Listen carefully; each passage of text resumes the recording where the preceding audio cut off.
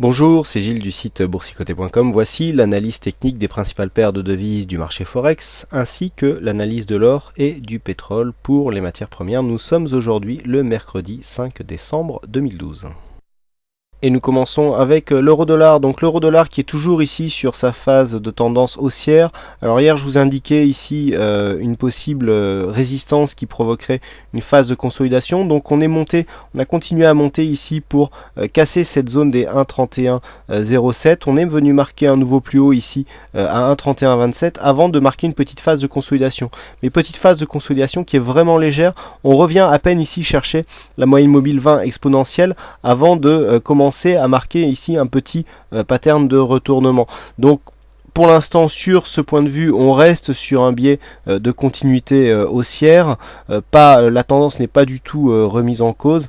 Il faudrait vraiment une cassure assez forte de cette moyenne mobile 20 exponentielle et même une cassure de ce support haussier ici en vert, puisque c'est lui qui définit la tendance. Donc là, autant dire que nous en sommes loin et que pour l'instant, la tendance a de grandes chances d'être préservé. Au niveau des indicateurs, eh bien, nous avons une baisse des indicateurs qui sortent de la zone de surachat. On a un petit mouvement technique aussi, confirmation du petit mouvement technique constaté sur le MACD, puisqu'on avait ici une pression baissière qui s'opérait sur cette phase de hausse.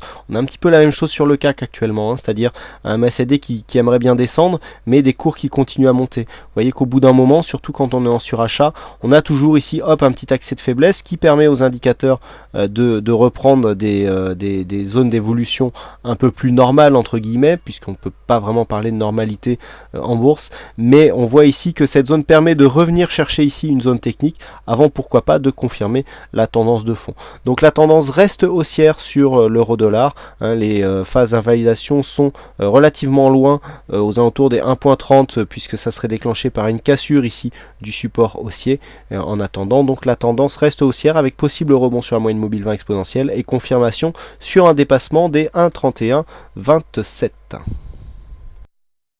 Sur le câble, nous avons un petit peu la même configuration, alors un peu moins de pression haussière sur le câble, puisque nous avions ici cette zone technique des 1,6122. Je vous avais dit qu'il serait peu probable que nous allions franchir cette zone vu la configuration surachetée des indicateurs. Nous avons eu un retournement du MACD hier qui a provoqué une phase, alors on est en phase de consolidation horizontale. Alors par contre, la similitude réside dans le fait que nous venons là aussi marquer un contact avec la moyenne mobile 20 exponentielle avant de remettre ici une bougie verte. Alors cette bougie n'est pas clôturée, il faudra attendre qu'elle le soit pour donner un peu plus avant d'émettre plus de conclusions. Mais pour l'instant, on serait sur ce schéma puisque nous voyons ici une consolidation peu marquée alors que les indicateurs sortent clairement de leur phase de surachat et donc le MACD passe même en territoire négatif. Donc il est probable que cette zone ici de moyenne mobile 20 exponentielle provoque cette fois-ci une cassure des 1,6122, ce qui confirmerait la continuité de cette tendance haussière. Les points d'invalidation de la tendance haussière sont relativement bas là aussi, puisque c'est dans un premier temps donc une cassure nette de la moyenne mobile 20 exponentielle qui remettra en cause la dynamique de cette tendance, même si nous l'avons vu par le passé, une telle cassure finalement a permis un contact avec le support haussier ici en vert, et c'est donc ce support haussier qui fera aussi office de deuxième rideau.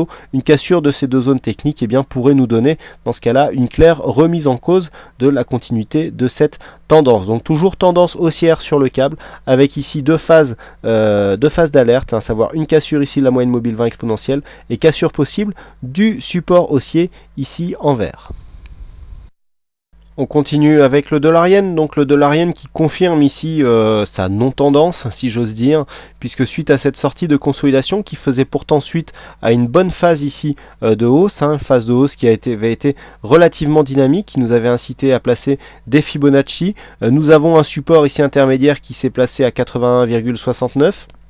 Donc les cours ici sont sortis dans un premier temps du trend de consolidation qui marquait une sortie de drapeau. La sortie de drapeau n'a pas été confirmée puisque sur la première dynamique on n'est pas venu casser ici la zone des 82,84.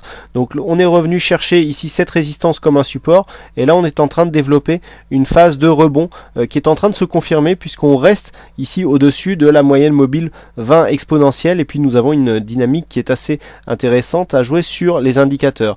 Quoi qu'il en soit, soi, si on regarde les niveaux horizontaux, on est sur une phase ici où les plus bas significatifs sont quasiment à la même hauteur, à la même valeur, et les points hauts quasiment aussi, mais légèrement baissiers. Donc il faudrait vraiment ici revenir, provoquer une cassure des 82,65 pour essayer de revenir ici marquer un point haut entre 82,65 et 82,83. Toujours peu de volatilité sur cette paire de devises dollar-yen, même si on avait cru à un moment que celle-ci allait revenir.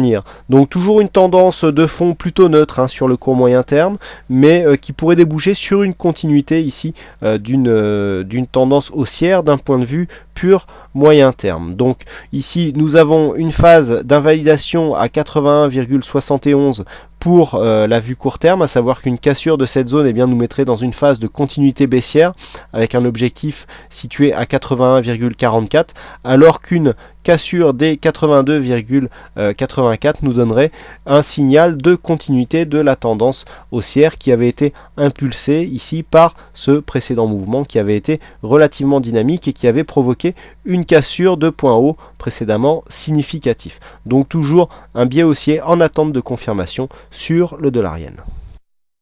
Nous passons aux matières premières avec l'or, donc l'or qui confirme sa réorientation. Je vous avais parlé ici lors de ce premier excès baissier, retour sur la moyenne mobile 20 exponentielle qui avait quasiment fait office de point d'entrée quasi parfait. Eh bien je vous avais indiqué que nous étions certainement sur un début de tendance baissier. Eh bien la tendance est clairement baissière puisque nous restons bien calés ici entre la moyenne mobile 20 exponentielle qui fait office de résistance encore une fois sur ce contact et donc avec une dynamique qui s'accélère et donc on reste bien entre cette moyenne mobile et la bande de Bollinger inférieure, ce qui est caractéristique des tendances baissières. Donc les cours continuent à baisser, on casse les supports un à un. Hier on avait testé ici une cassure de ce support des 1705, on est venu ici tester le support des 1692, on est revenu ici retester cet ancien support comme une résistance avant de confirmer par une cassure d'un précédent point bas.